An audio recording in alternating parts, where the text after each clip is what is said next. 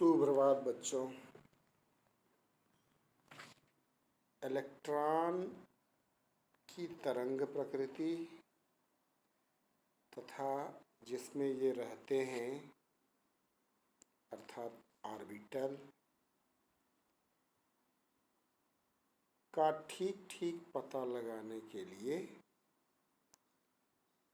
अथवा इलेक्ट्रॉन किस कक्षा, किस ऊर्जा स्तर तथा किस आकार के कक्षक में होगा, इसका ठीक ठीक पता लगाने के लिए क्वांटम संख्याएं दी गई।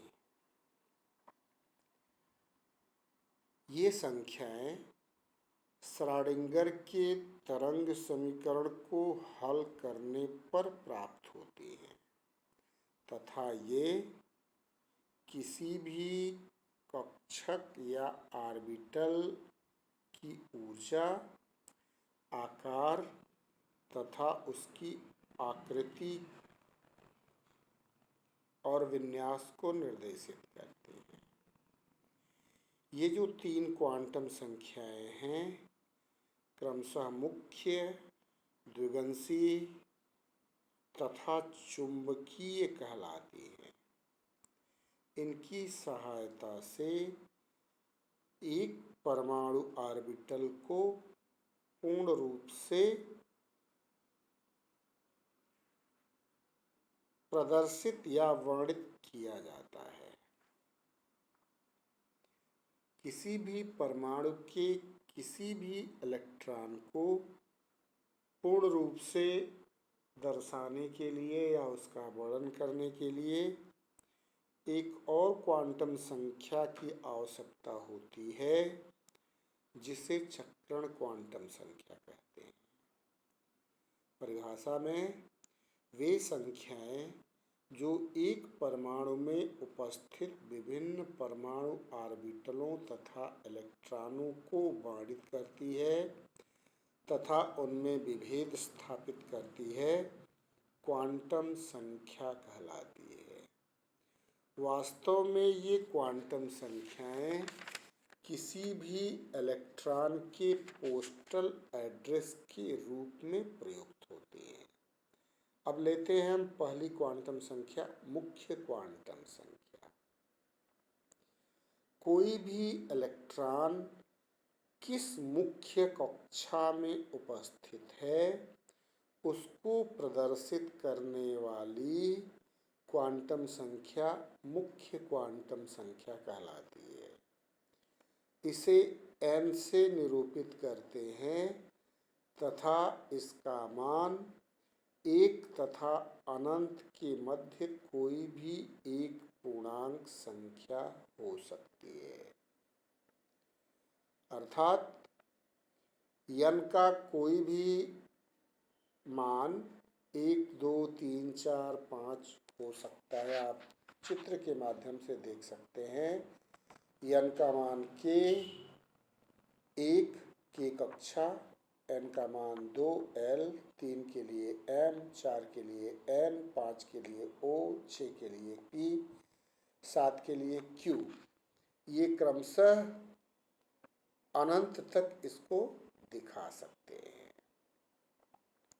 अब ये जो क्वांटम संख्या है यह बताती है कि इलेक्ट्रॉन किस मुख्य कक्ष में है। हमने आपको बताया कि कक्षा के लिए n का मान 1, l कक्षा के लिए 2, ऐसे ही क्रमशः 3, 4, 5, 6 ये बढ़ती रहेगी। अब देखते हैं मुख्य कक्ष की ऊर्जा क्या होगी। हाइड्रोजन अथवा हाइड्रोजन की तरह के परमाणुओं के nवें कक्ष में इलेक्ट्रॉन की ऊर्जा को इस समीकरण के द्वारा हम दिखा सकते हैं। En बराबर 1/4 pi epsilon 0 into 2 pi square m⁴ z²n²h², जहाँ पे En nवें ऊर्जा कक्ष में इलेक्ट्रॉन की ऊर्जा है। एप्सिलॉन 0 मुक्त त्रिविम अथवा वायु की विद्युतशीलता है। m इलेक्ट्रॉन का द्रव्यमान, e इलेक्ट्रॉन का आवेश, h प्लैंक नियतांक और z नाभिकीय आवेश है। 1/4 पाई एप्सिलॉन 0 का मान 9.9 × 10⁻9 न्यूटन मीटर स्क्वायर प्रति c⁻⁻2 और यह मान सभी स्थिरांकों के मान को रखने पर प्राप्त होता है। तो हाइड्रोजन तथा हाइड्रोजन जैसे परमाणुओं के लिए En का मान हो जाएगा 2.178 × 10⁻18 Z²/n² जूल प्रति परमाणु, या मोल में अगर निकालेंगे तो यह होगा 1.312 × 10⁻6 Z²/n² जूल प्रति मोल। हाइड्रोजन के लिए Z का मान 1 होता है, इसलिए nवें कक्ष में इलेक्ट्रॉन की ऊर्जा का मान होगा -2.178 × 10⁻18/n² जूल प्रति परमाणु, या -1.312 × 10⁻6/n² जूल प्रति मोल। सामान्य रूप से H परमाणु के लिए En के मान को हम En बराबर -R/n² से डिनोट करते हैं, जहाँ पे R बराबर 1/4 pi epsilon 0 square into 2 pi square m⁴/h² और इसका मान होता है 1.312 × 10⁻6 जूल प्रति मोल। इस समीकरण से यह स्पष्ट है कि n का मान बढ़ने के साथ ही इलेक्ट्रॉन या कोश में उपस्थित इलेक्ट्रॉन की ऊर्जा बढ़ती है। अब मुख्य कक्ष की त्रिज्या क्या होगी? मुख्य कक्ष की त्रिज्या, इसको SI प्रणाली में व्यक्त करने के लिए R = 4 pi epsilon 0 n²h²/4 pi square me²z और हाइड्रोजन अथवा इसकी तरह के परमाणुओं के लिए इसका मान आता है 0.529 n²/z एंगस्ट्रॉम। यहाँ भी यह स्पष्ट है कि n का मान बढ़ने के साथ ही कोश का आकार बढ़ता है।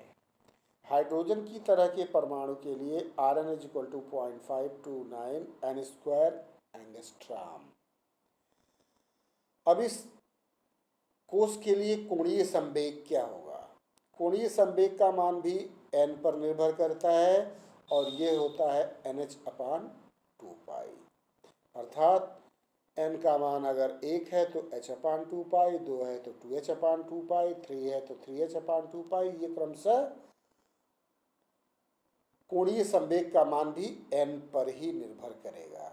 तो ये थी मुख्य क्वांटम संख्या जो मुख्य ऊर्जा स्तर को डिनोट करती है, और मुख्य ऊर्जा स्तर की ऊर्जा और उसकी त्रिज्या क्या होगी, ये मुख्य क्वांटम संख्या के ऊपर निर्भर होती है। अब देखते हैं द्विगंशी क्वांटम संख्या।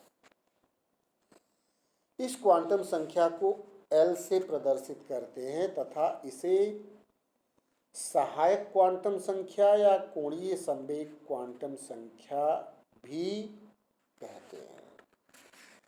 कोशों को उपकोशों में विभक्त करते हैं और इलेक्ट्रॉन किस उपकोश में होगा या किस उपकक्षक में होगा उसको निर्धारित करने वाली संख्या द्विगंशी क्वांटम संख्या कहलाती है। इसका मान n पर निर्भर करता है और ये शुरू होता है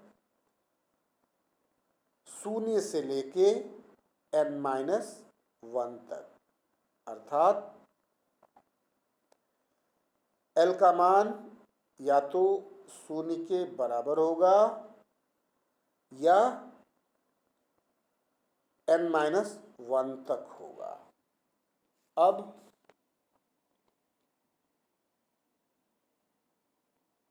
वह उपकक्ष जिसमें इलेक्ट्रॉन उपस्थित होगा, जैसे मान लीजिए n बराबर 1 है तो यल का केवल एक ही मान संभव होगा, n-1 यानी शून्य।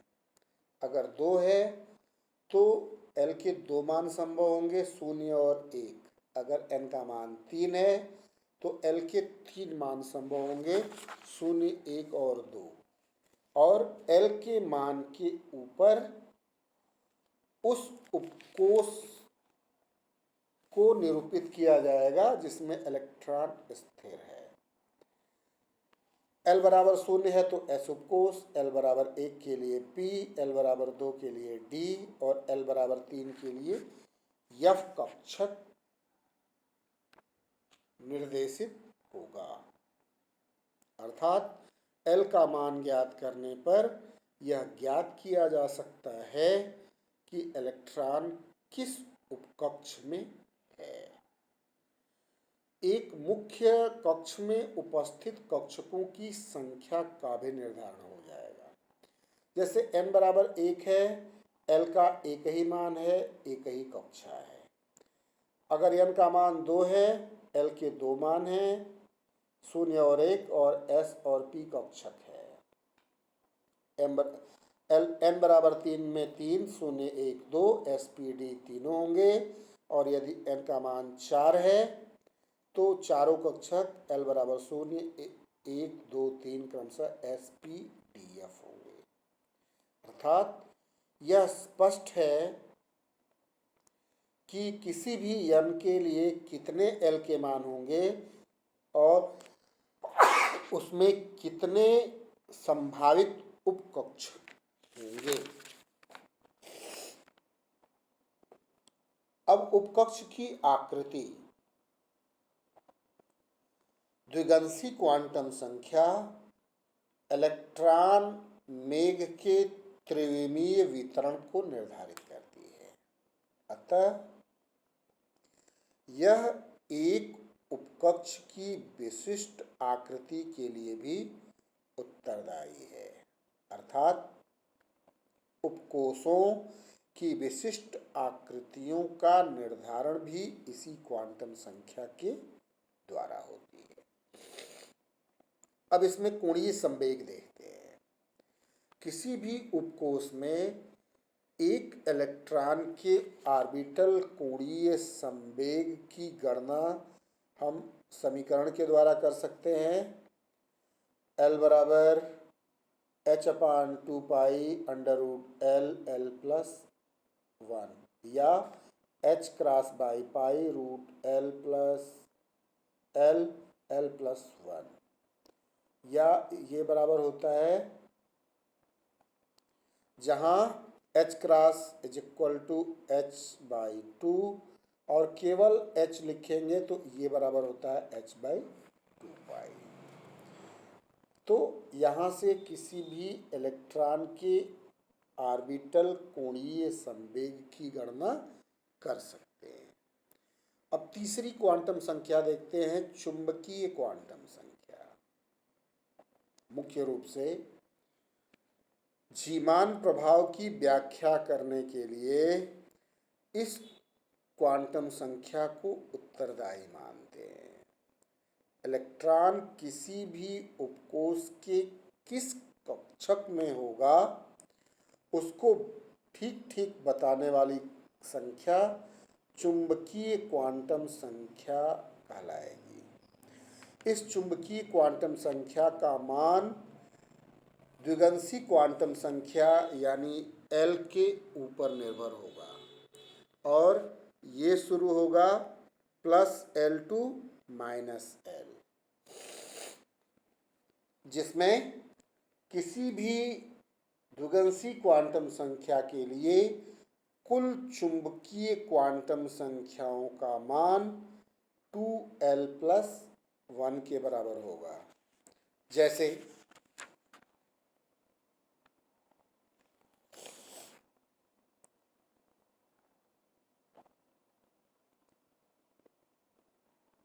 अब इस चुंबकीय क्वांटम संख्या के आ जाने से किसी n के किसी भी मान के लिए m के कुल मानों की संख्या n स्क्वायर के बराबर होगी। अर्थात परमाणु में उपस्थित एक कक्ष को अनेक ऑर्बिटलों में विभाजित माना जा सकता है। यह क्वांटम संख्या यह बताती है कि इलेक्ट्रॉन किस ऑर्बिटल में है। अब यस उपकक्ष के लिए L का मान 0 है, इसलिए यहाँ पर M का मान भी 0 होगा। P उपकक्ष के लिए L का मान 1 है, तो M के 3 मान होंगे, वो क्रमशः +1, 0 और -1। D उपकक्ष के लिए L का मान 2 है, तो यहाँ पर कुल 5 M के मान होंगे, क्रमशः +2, +1, 0, -1 और -2।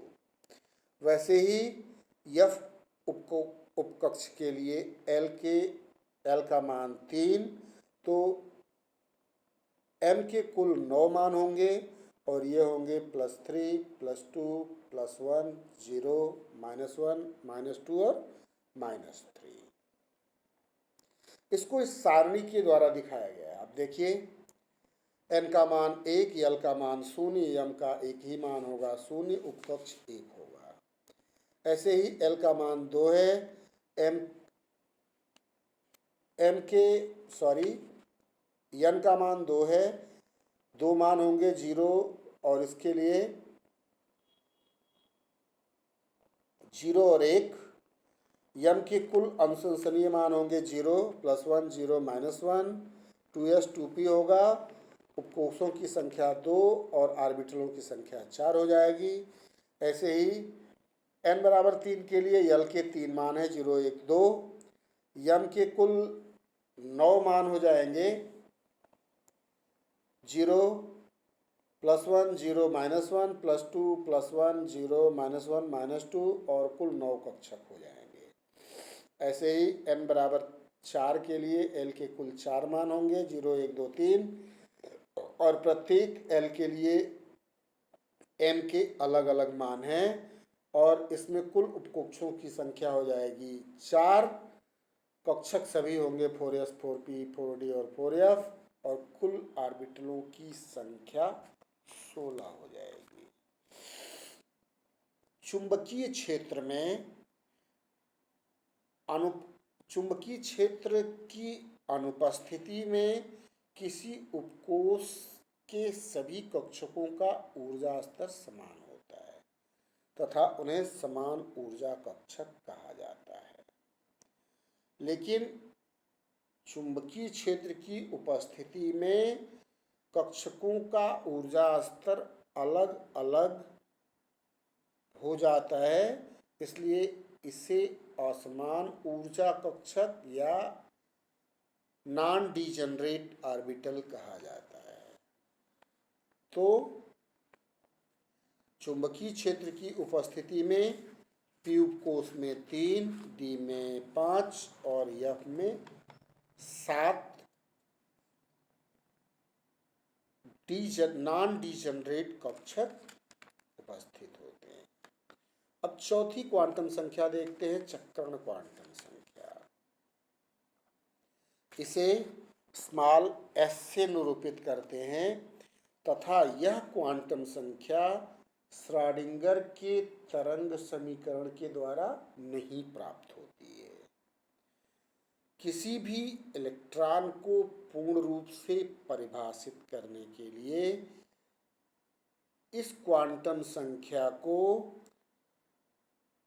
उहले-बेक और गोल्डस्मिट के द्वारा दिया गया और ये कहा गया कि एक इलेक्ट्रॉन अपने अक्ष के चारों ओर गति करता है, जिसको चक्रण कहा जाता है।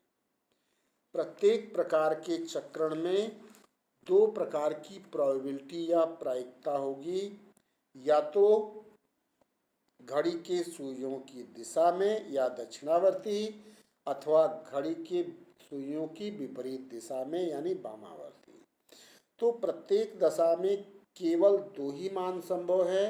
अगर घड़ी के सुइयों की दिशा यानी दक्षिणावर्ती चक्रण है तो उसके लिए s का मान +½ यदि घड़ी की सुइयों के विपरीत दिशा में चक्रण है तो उसके लिए वामावर्ती यानी -½ आप यहाँ देख लीजिए, पहला क्लॉकवाइज है स्पिन और दूसरी एंटी क्लॉकवाइज स्पिन है।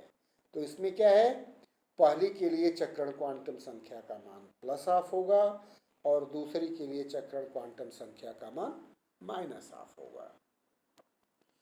इसे दक्षिणावर्ती को ऊर्ध्वगामी तीर से और वामावर्ती को अधोगामी तीर से प्रदर्शित करते हैं। इलेक्ट्रॉन के चक्रण के कारण एक चुंबकीय क्षेत्र की उत्पत्ति होती है, अर्थात चक्रण करते हुए प्रत्येक इलेक्ट्रॉन का अपना एक निश्चित चुंबकीय क्षेत्र होता है जिसे इस चित्र के द्वारा प्रदर्शित किया गया है। अब चक्रण क्वांटम संख्या के आधार पर चक्रण कोणीय संवेग को भी हम उसकी गणना करते हैं इस समीकरण से s बराबर h/2 √s s+1 से। अर्थात इलेक्ट्रॉन के पास दो कोणीय संवेग होते हैं, एक होता है उसका चक्रण कोणीय संवेग और दूसरा होता है उसका ऑर्बिटल कोणीय संवेग। तो ये चारों क्वांटम संख्याएं थी। इन चारों क्वांटम संख्याओं को पढ़ने के बाद विभिन्न कक्षाओं में उपस्थित इलेक्ट्रॉनों के लिए चारों क्वांटम संख्याओं का मान लिखना आसान हो जाता है। आज के लिए इतना ही। धन्यवाद।